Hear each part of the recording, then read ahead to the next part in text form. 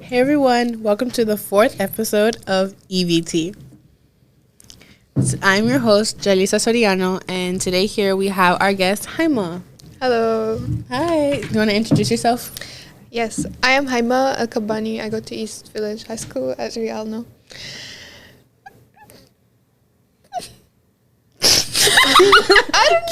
Okay. She is how many years old? 18 yesterday.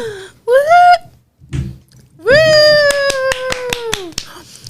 She is also a senior at East Village Middle College High School, and she came here her sophomore year.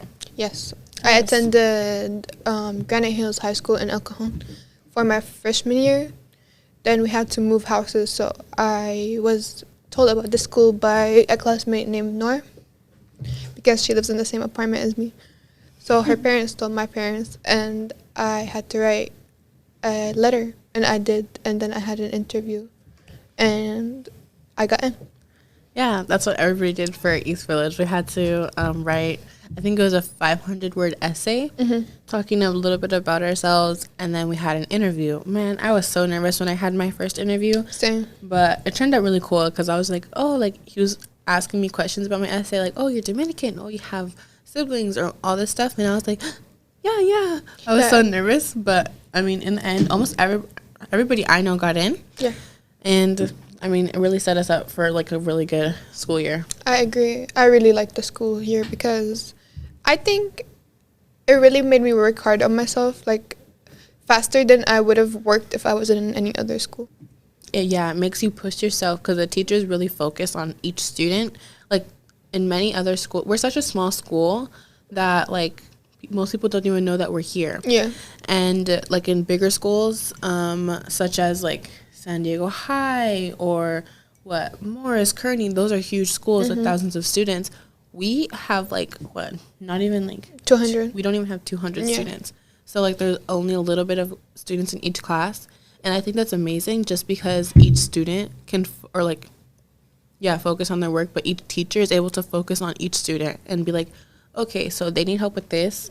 I can work with them on this, you know? So it kind of like balances out. Yeah, it like really goes for it instead of like being like kind of in the background of like another huge classroom. Yeah, I agree. I agree 100% because I had a bad time when I first came here because I was used to the big school and like being in the back of the class and not being very like centered and like not a lot of teachers caring.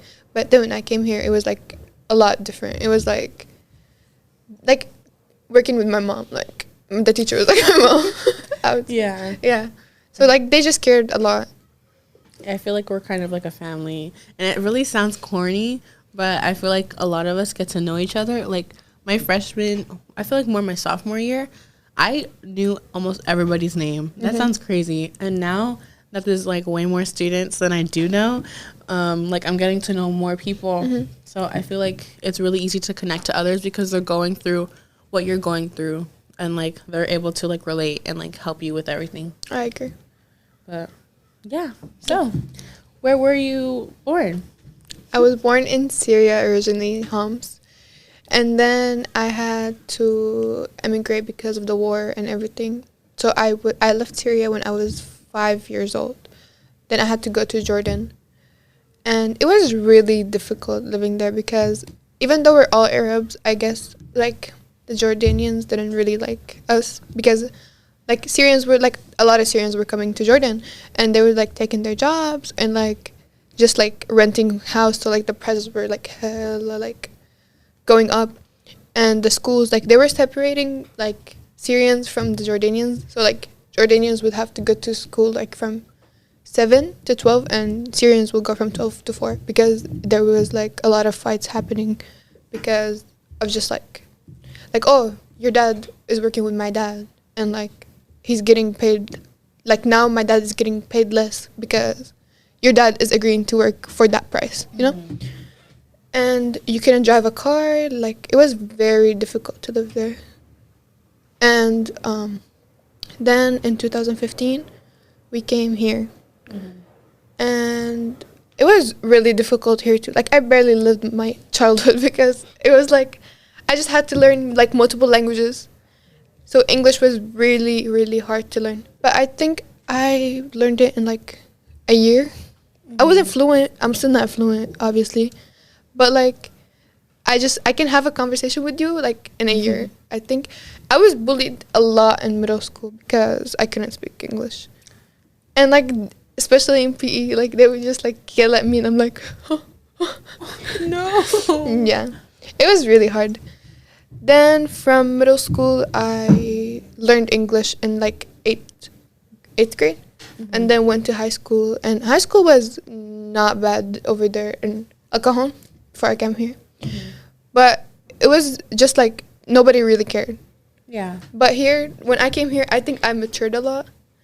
Then I started working during quarantine, and like I just feel like I matured like quickly because I didn't really get to live my childhood.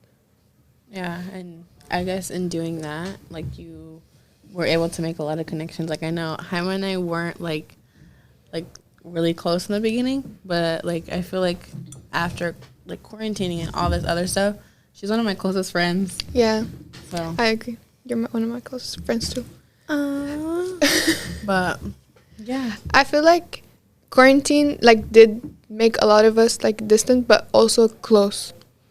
yeah, especially like we were what is it, sophomore year, we had to leave, and then we had to like kind of adjust to online learning. And online learning for most of my classes, it was amazing, but for like one specific class, it was not great. It was not great at all. I just feel like certain classes or like teachers are meant to teach in person versus online, because sometimes I felt like maybe they'd expect, oh, just do the work and like turn it in. But most of my other teachers, almost all of my teachers, they were the ones who were like, okay, feel free to talk to me. We can do Zoom, like tutoring sessions, just kind of like seeing if everyone is okay. And we kind of like were able to text each other, be like, hey, do you get this assignment? Do you understand this? What should I do for this? And I feel like in a way it kind of matured us a bit more because we had to become more responsible. Yeah. So like our teachers couldn't be like, hey guys, assignments due tomorrow. Like we had to do it ourselves. And I am really grateful for that because I feel like I am a responsible person, but in the beginning I feel like I wasn't as responsible as I am now. I agree. Me too. Yeah.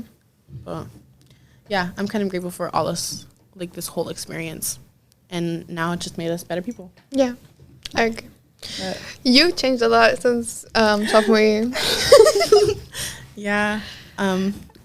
So did I. Like it's not, and I also like when I came sophomore year, it was really hard to connect with people real quick because we went for a semester, and then we had to go online. So like connecting with you guys all like online, and then like just it was hard like making friends. But it wasn't, because it made us feel like a family, you know, like because we were all because just like FaceTiming and like all the time, so we can talk with each other the whole time. Yeah, I'm definitely incredibly grateful for this experience, and I feel like it made me a better person, though I think it's terrible. Like COVID is a virus and it's still hurting and killing people. That's true. But like in this terrible experience, I feel like we kind of had like the best outcome out of everybody. So yeah. Yeah, I'm happy to be here. Yeah, well, thank you, Haima, so much for joining our little video. But yeah, we really enjoyed talking to you. Thank you. I enjoyed talking to you too. Thanks. Okay, everybody, thank you so much for tuning in and watching EVT. Like, subscribe, and be prepared to watch the next video.